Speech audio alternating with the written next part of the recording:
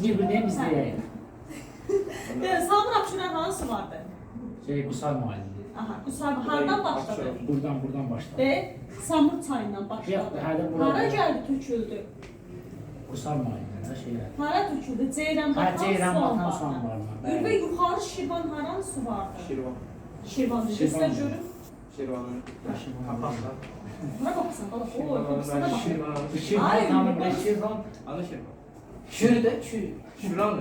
İki nəfər gələcək tamam. Köprüyə görə. Şürü'den de sabura yakıttı. Ay bala, yuxarı Mən Şirvan. gözüm yaxşı görmür. Evet, Şirvan düzü bura deyil. Ben düz dedim. Hadi Ha. Şirvan necə hardadır? Deyil Şirvan düzü. Ben düz dedim. Hə. Yalan demirəm, sən Şirvan, sən nədən danışsan? Düzəlli yaxlarına bir də suvardı, qərəzaqlar.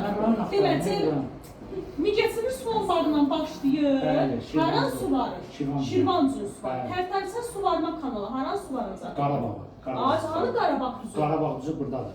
Mənim, deyil Qarabağ Düz düzü. evdir, düz Hə. evdir. Sonra yuxarı Qarabağ kanalı Ülvi.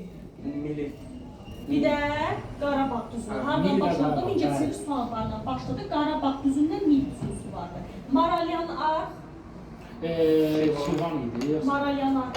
Gözlüyüm. Özlüyüm. Mingəçevir idi. Cəbrayıl. Zəbrayıl və Füzuli Hə. edirdi. Kiçik Qafqazın Arazboysu. Arazboysu. Naxçıvan Arazboysu